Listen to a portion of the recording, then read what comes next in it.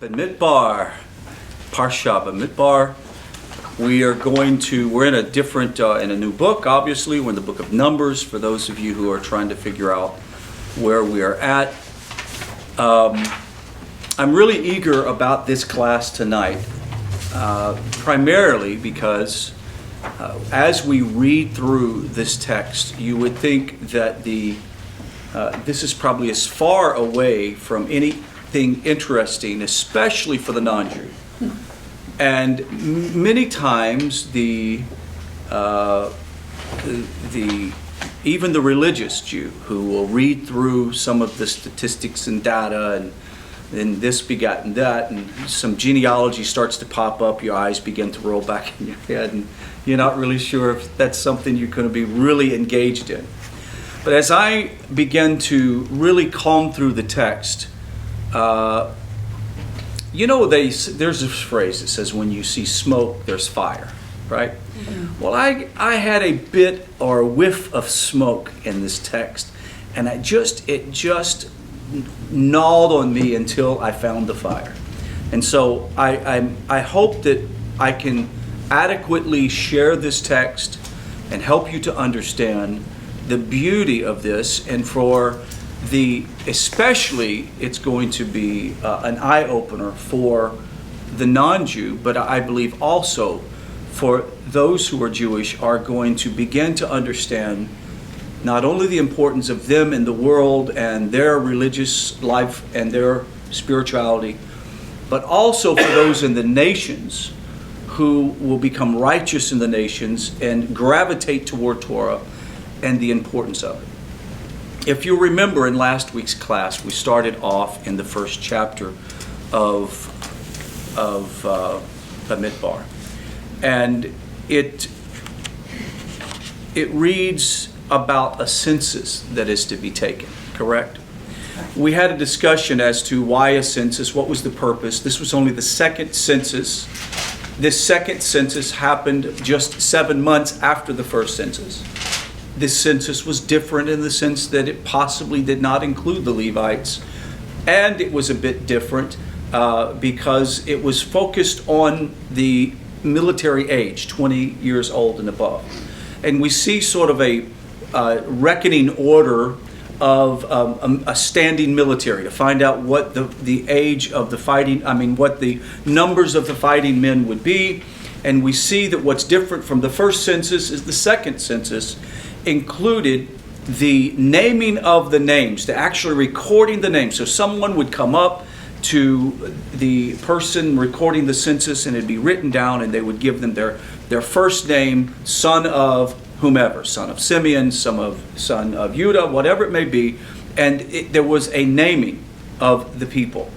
And not only was it a naming, but it was about setting each tribe in their family order. It was about them finding their place in the full nation. Where do they actually belong? Up until this point, most of the people were sort of mingled together to include a lot of the Garim, the people of the nations that had joined them. And so they all were living within the one camp. And to avoid what happened at the sin of the golden calf, there was a separation of the Garim, those people who lived amongst them from the nations, and they had to be on what was considered the outside of the camp.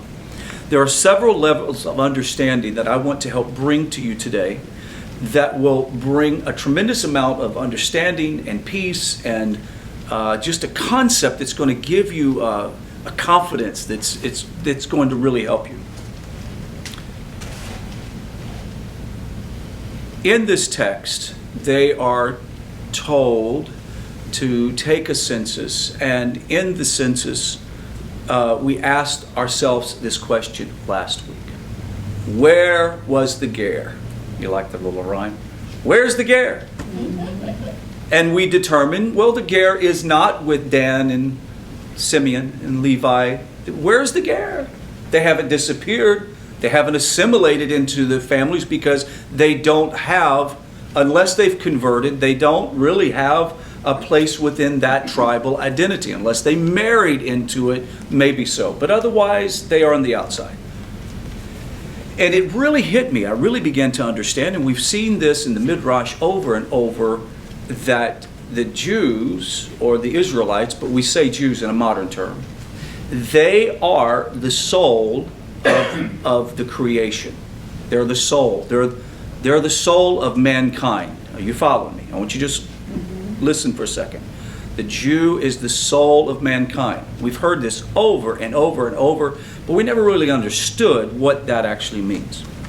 At one level, the connection says that Judaism becomes the soul connection for all of creation, that it is connected in a unique way to God, and the Jewish soul helps to draw down divine essence into the world, and that is why they're called to be a light to the nations, right? How are they a light to the nations? Not because they have light, but they have drawn down the light of Hashem in the world. So therefore, the Jew is the soul.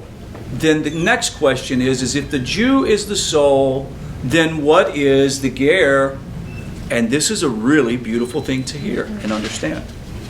If we can picture for a moment the order of battle, or the reckoning order for the camp of the Israelites. There was the Mishkan in the center. In the Mishkan was what? The Ark of the Covenant. And the Ark of the Covenant, inside the Ark of the Covenant was the Torah. And this camp had 3 levels. There was the Holy of Holies, the holy place, and the outer court. The nation of Israel in the wilderness had 3 levels. It had the Mishkan, it had the Israelites, and it had the ger. You follow me? Mm-hmm. The 3 levels. These 3 levels are important to the big picture of the land, or the inheritance of the land. That without the gerim, there were certain things that were not going to get done, because the ger was also the people helping to prepare the temple. The ger had a great responsibility to bring their gifts of gold and silver, etc., to help build the Mishkan. So even though the ger was on the outside of the camp, they participated in building the very core of the life of the Israelite, correct? Right. 3 levels are the tabernacle, the people, the nations, the people and the nations around them. Making up at a universal level like a human body. The human body has the inner core, the soul. It has the dwelling place of the divine spark that dwells within us. We have the psychological and emotional faculties, which would be sort of the second level. What is the second level? The emotional faculties of the human body. We understand it's the mind, it's the soul, right? And then there's the physical world, which would be the outer court, which would be like the physical world in which mitzvahs are done. In the same way that represents at the micro level, then you have another level outside of that, which is the nation is set up in that very same order. Here's the order. You have the Mishkan in the center. This is in the wilderness. You have the Jewish people that represent the soul. The Jewish people are the soul of humanity. And you have the Gerim, or the people of the nations, who have attached themselves to Israel and began to take upon themselves the yoke of living with the Israelites. And they become the physical expression of the soul and the divine essence. You follow? Why is the Gerim so important in this subject? Why do I make this such an important subject? Because without the body, a soul cannot function. That's right. And without a soul, a body is nothing. You have to have both. Okay, I know. Listen at how powerful this is. Now, when I say the Gerim, I'm not talking about a Gentile. You follow? Right. The Gentile is a person who is a pagan, who does not trust in Hashem, who serves other gods, do whatever they're going to do. But I'm talking about a Gerim as a person who's attached themselves to Israel, attach themselves to Torah at the level that they are, that they can actually do, but are not obligated to the 613 like the rest of Israel would be. In the wilderness, you have the 3 levels of the temple. You have the 4 places around the tabernacle that each tribe were established, which represents the 4 levels of the angelic host that are around the throne of God, around the tabernacle there, protecting it. And the soul is what houses the Mishkan. Do you see what I'm saying? You follow? So what's the ger to do? The ger is the skin. Now follow me for a second. You got to follow. What does our skin, physiologically, what does our skin do? Holds everything together. Holds it together. Absolutely. The skin also protects the body from foreign matter, from disease, infection, from attack, whatever it may be. Skin has its use. At the same time, skin can become diseased.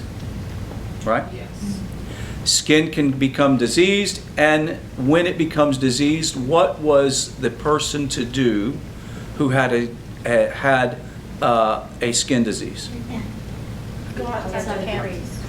First, Had to go to the priest. had to go to the priest. So what happens when a ger becomes sick spiritually and diseased? You need to go to a Levite. You need to be diagnosed by Torah. What's the healing of that? Is when you're diagnosed by Torah, you return, you rectify things, you become healed again. That ger is the skin. And it is important to understand why now it is important to we can now sort of comprehend at a better level. Why are so many people in the nations enamored and in love with Israel when they're not Jews? Now, obviously, we know that the Gentile world in general hates Israel, correct? We know that. Now, they'll say, I don't like Zionists or something, right? They'll say, no, it's not, we don't hate Jews, we just don't like Zionists, right? But the point is this, there is the righteous among the nations that becomes the protector. And it is only just in these past 20 years that it's become almost overwhelming to the Jewish people to see so many people in the nations that become their defenders. Now, there are some who are a little bit suspicious that the Christian community is doing it only for the purpose of trying to convert them, and that might be the case. However, the average person who loves Israel and trying to protect them, it's because that they're gers, and they're righteous people who are there to protect the soul of Israel. What is the ger's responsibility in redemption? To help the Jew become a better Jew, to live a righteous life.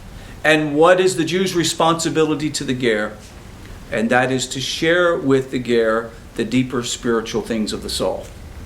You follow? Why is it important for a community like this for there to be Jew and non-Jew studying together? Because we mutually benefit each other.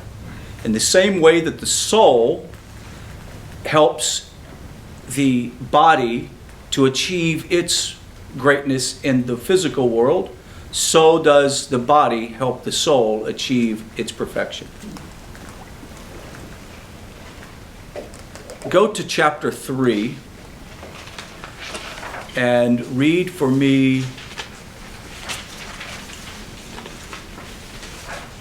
verses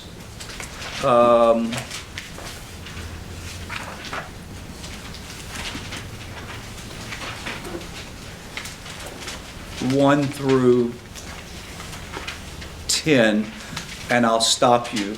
So someone read with a loud, booming, demanding, commanding voice. Who's going to read? I'll read, but Okay. what verses were? 1 through 10, but just start reading for me. First read the first line. These are the offspring of Aaron and Moses on the day Hashem spoke with Moses at Mount Sinai. Okay. These are the offspring of who? Aaron and Aaron and Moses. Moses. That's a little bit odd. Why not Aaron and his wife? Why not Aaron, Moses, and Miriam? Why Aaron and Moshe? And if you continue to read on, you'll discover something. Moshe's descendants are never even mentioned. His ancestors, his children are not even mentioned in this text. So how can it be the descendants of Aaron and Moshe? The sparks. Huh? The sparks. You'll see. Very good. You're right on target with it. So he says, these are the descendants of Aaron and Moshe. Now read. These are the names of the sons of Aaron.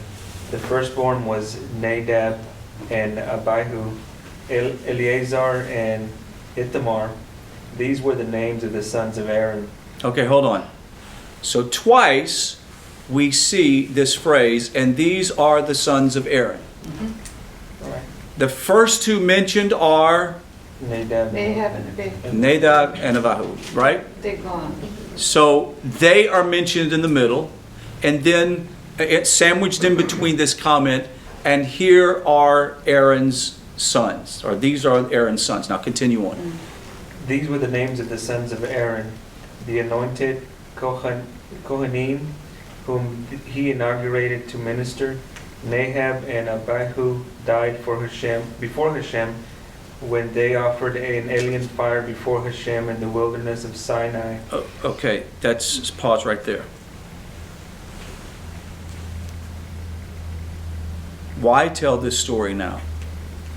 They just said, here are the descendants of Aaron and Moshe. Moshe's children are not mentioned, only Aaron's. And then there's an emphasis on Nadab and Abihu and the story in which they're killed. Why is this so important to the text? Because if you're going to tell the story, and here are the descendants of Aaron, and you're not going to mention Moshe, just leave Moshe out. Just say Aaron, because that's what they did. And why, as you're going to list the descendants of Aaron, do you bring up the story of them being struck in the Holy of Holies? What we find is something incredible. And that is, Aaron's seed was the result of his 4 sons, to include Nadab and Abihu. But Moshe gave birth to their souls. You understand? He brought about their rebirth into Torah. Why is that important? The most amazing thing that we find is that where people can give birth to a human being, it is Torah that brings birth to the soul. You follow? And one without the other is nothing. One without the other is nothing. And where the ger, and we've heard some comments, and we were talking about this before class. There are some in the Mishnah that says that the Jew has a different kind of soul than the non-Jew. Right. I've even heard it said that the Gentile doesn't have a soul like a Jew. Right? You've heard all kinds of things. Everybody has a soul, but there are differences in its functionality, primarily because of Torah. Right. Right? So what happens if a ger converts? Are they still a ger? What are they? A Jew. What ceases to exist when a ger becomes a Jew? His physicality, his physical responsibilities are different from a ger to a Jew. Let me show you, verse 10. Read verse 10 for me. Verse 10. Skip to verse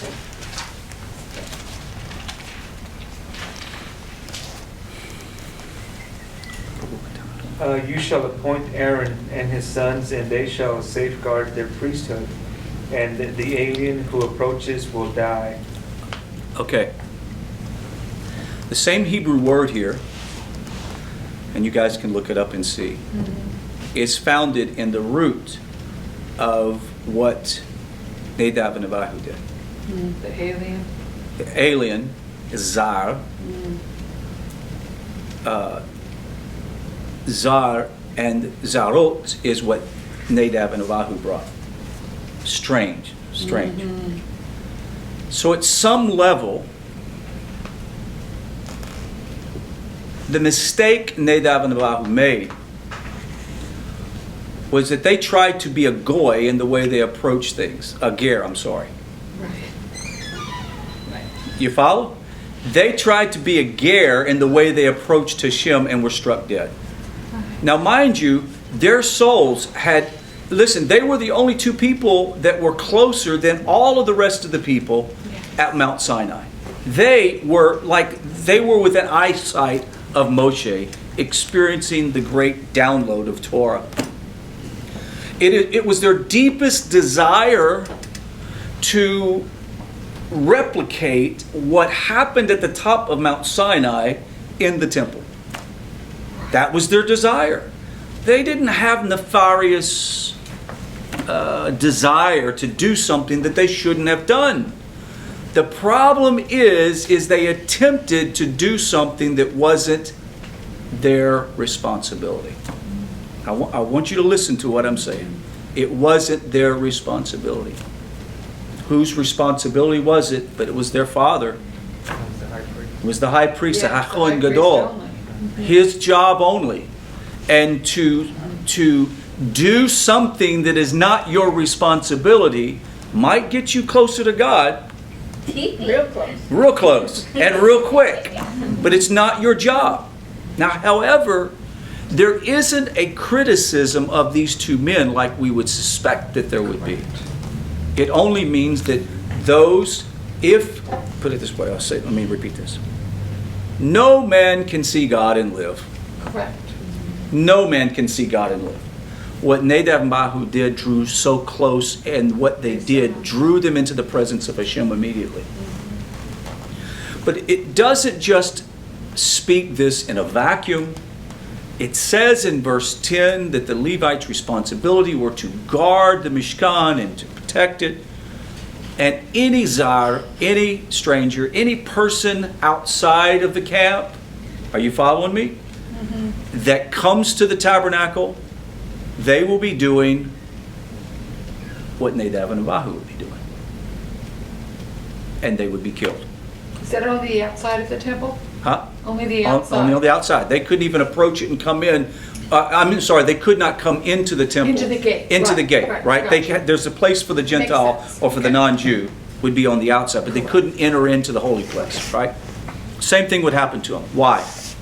Because a ger, or a person from the nation who's attached themselves to Israel and Torah, the ger that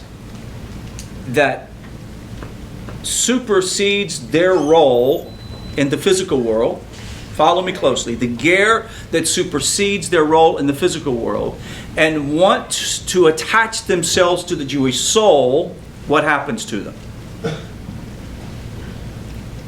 They die. Now, you're going, well, hold on a second. You mean to tell me if I convert, I die? Well, yeah, they do die spiritually. You spiritually die. Because when you go in the mikvah conversion, what happens? You're changed. You're changed. Right. Yeah, right. You no longer have a ger soul. You have a what? Jewish.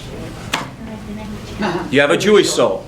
And then therefore, that's why you can give the sacrifice later. Correct. Okay. But the ger will be able to give a sacrifice in the Right. Messianic Will kingdom, right? So, if a person who comes in and decides that they want to trade out their physical responsibilities, I don't want to be skin anymore. I want to be part of the soul, the core. then they cease to be the skin. We asked Rabbi Katz in the Light to the Nations show Tuesday, do non-Jews need to become Jews? And what would we all say in this room? No. No, No. Non-Jews do not need to become Jews. correct. Why? Because if all non-Jews became Jews, You know, then that would be like all the soul having no body. exactly. You following me? It would be like, how can a soul exist without a body? What is the body of the Jewish people? It's the ger. It's the people that has attached themselves to Israel, attached themselves to Torah. And I know that most people listening to this and watching the live stream and who will watch this video later, you're probably thinking, this guy has lost his mind. Why is he so obsessed about the people of the nations, and why is it so important? Because the key to redemption is that both of these people need to understand their responsibility in the world. How do you think that Israel was ever going to, the Jewish people were ever going to be able to enter into the land? Until they got themselves together. They organized themselves. They discovered their place. Dan here, Judah here, Simeon here. They all understood their place. And the ger says, and we are over here. Our job is to be the flanking part of this moving army. We are to make sure that we are encircled the camp and we are marching with the camp. We've got your back. We've got your side. We've got your front. When you realize how powerful that is, you'll realize how important that the ger is to the final redemption. Because it is the people of the nations that come in and take upon themselves the yoke of Torah that help to build the Mishkan. It is the people of the nations that came in and sided with Israel and began to live with them in their society that helped their army be as strong as it was when it went into Canaan. In the end of days, the reason why that you and I are hearing the footsteps of Mashiach as we are speaking is because we are observing this firsthand. We're seeing this, right? As we are here in this little town called Humble, Texas. Well, actually, Houston is a suburb of Humble, so we just like to let people know that. Yeah. I know, he's good at Houston's a suburb of Humble. So, So, why is it important? Because redemption is here now. We're in the wilderness. Do you hear me? Mm-hmm. Why Bamidbar? Why in the wilderness? You know? Why did Hashem bring them to the wilderness? Because that's all they have to think of is No him. distraction. No Yeah, distraction. no distractions, that's it. Right. No distractions. Everything's deserted. Everything. Look, we all know. We used to say, "I want to go find myself." Right? That's the hippie days. None of you guys remember that. Well, except a few. Anyway, I need to go find myself. But the whole point is really, if you want to sort of get alone, if you want to clear your mind, the best thing to do is to go out and take a long walk in the woods or a nice quiet place in the park. Beautiful. Hashem wanted to bring his people to the wilderness because at that point they could only have life in him. Depended 100% on him. Is that why we're exiled? That's why we're exiled, exactly. Gotcha. And so what is our job in this world? First, to the Jew, is to begin to draw down divine essence because of your great emunah, faith in God. Because this isn't as even though you do all the mitzvahs of Judaism, your actions are not done because you don't do something because you just have to do it. You do it because you have faith in Hashem and try to live a righteous life. But for the non-Jew, our life is the physical world. As a matter of fact, Rabbi Katz and I were talking about this morning, and I explained to him this. I asked him, I said, do you ever get frustrated with all the non-Jews that call you and text you and email you and say, what am I supposed to do? Can I do Shabbos? You know, and they're typing, do I eat kosher? What am I supposed to do? How can I do it? When do I do it? Where do I do it? Right? And he goes, yes, it happens. It's all the time. That's all I ever hear. I said, you know why? Because a body always wants to do stuff. Yeah. The physical is always looking for a way to manifest the internal. The physical always, listen, we all know that as a man is, as a person is within himself, his soul, his mind, so does he become in the physical world. If deep down inside he's a thief, then he's going to steal.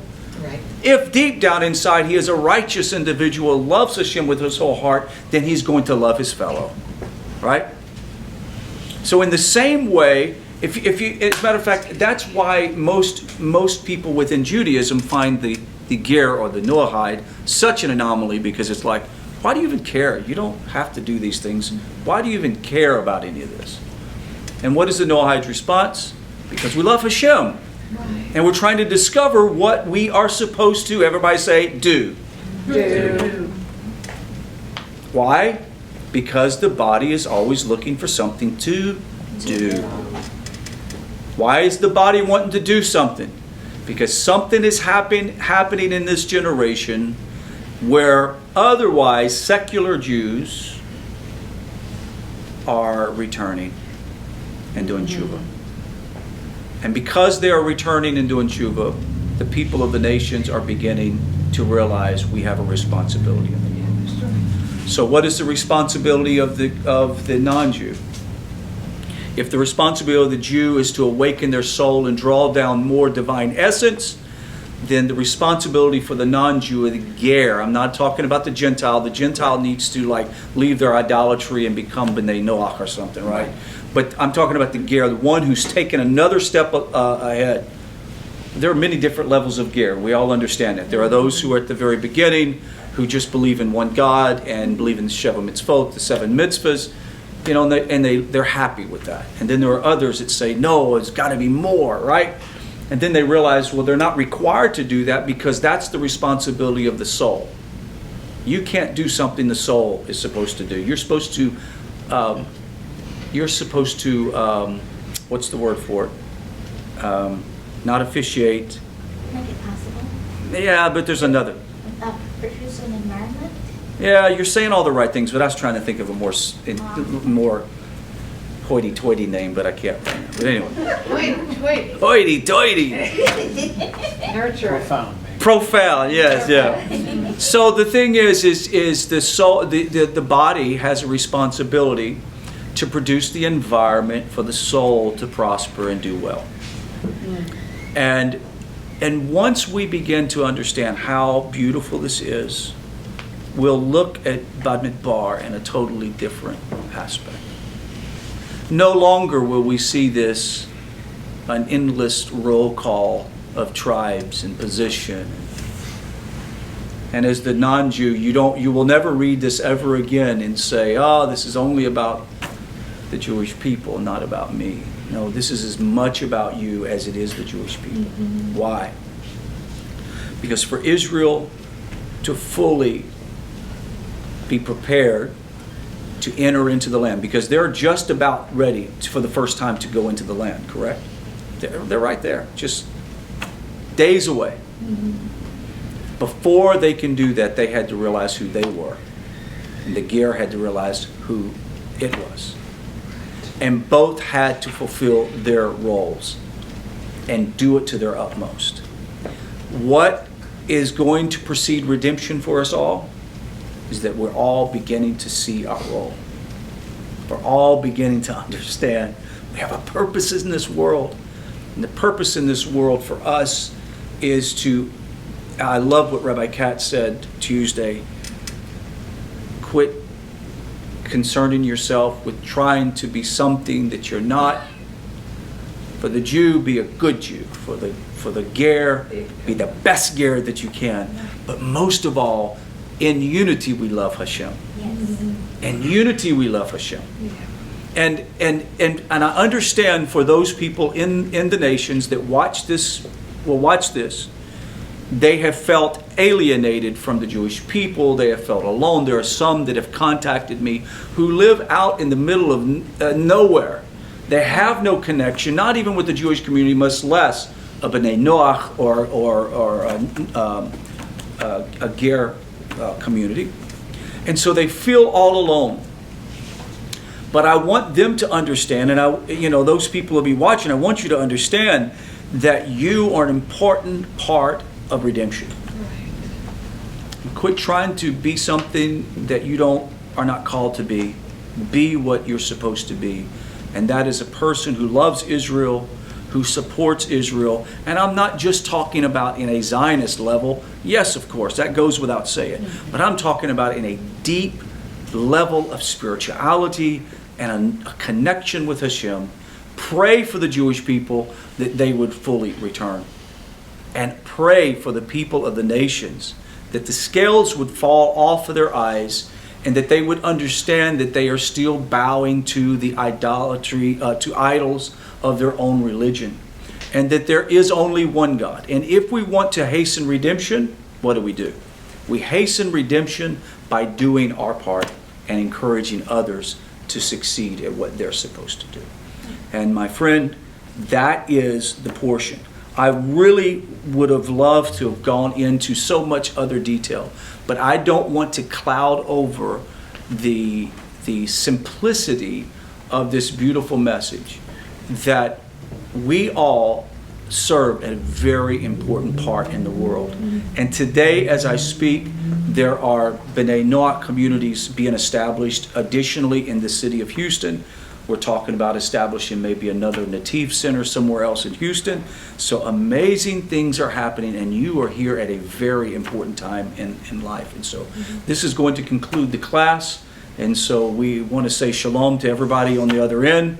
Everybody say shalom. Shalom. And we'll see you next class.